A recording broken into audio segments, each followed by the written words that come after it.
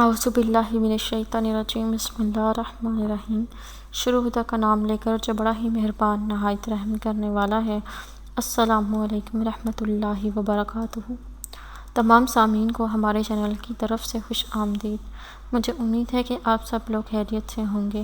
ناظرین، آج آپ لوگوں کی خدمت میں جو دعا اور وظیفہ میں لے کر حاضر ہوئی ہوں وہ مجلس کے کفارے کی دعا ہے۔ اگر آپ مجلس میں بیٹھے ہیں اور آپ سے کوئی غلطی ہو گئی ہے، کوئی کوتاہی سرزد ہو گئی ہے، تو اگر آپ چاہتے ہیں کہ آپ کو اس کی معافی مل جائے تو آپ اس مقصد کے لیے یہ دعا اور وظیفہ کر سکتے ہیں۔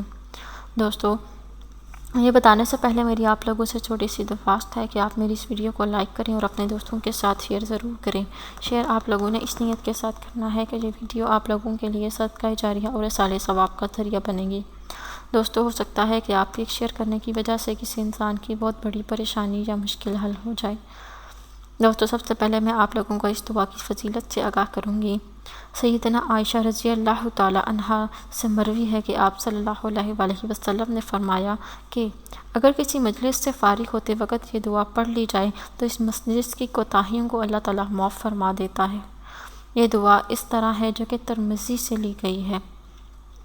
سبحانک اللہم و بحمدک، اشہد ان لا الہ الا انت، استغفرک و اتوب الیک۔ یعنی، اے اللہ تو پاک ہے اور تیری ہی تعریف ہے، میں گواہی دیتا ہوں کہ تیرے سوا کوئی معبود نہیں، میں تجھ سے معافی مانگتا ہوں اور تیری طرف رجوع کرتا ہوں۔ دوستو، انشاءاللہ تعالیٰ آپ کسی بھی مجلس میں جائیں گے تو اس سے فارغ ہوتے وقت اگر آپ یہ چھوٹی سی دعا پڑھ لیتے ہیں تو انشاءاللہ تعالیٰ آپ کے سے اس مجلس میں کوئی غلطی یا کوتاہی آپ کے نہ چاہتے ہوئے بھی سرزد ہو گئی ہے تو وہ معاف ہو جائے گی۔ دوستو، اگر آپ لوگوں کو آج کی ویڈیو پسند آئی ہے تو کمنٹس میں اس کا اظہار ضرور کیجیے گا۔ انشاءاللہ تعالیٰ آپ سے پھر ملاقات ہوگی ایک نئی ویڈیو میں ایک نئی وظیفے کے ساتھ۔ تب تک کے لیے مجھے اجازت دیجیے، اپنی دعاؤں میں یاد ضرور رکھیے گا۔ اللہ حافظ و ناصر۔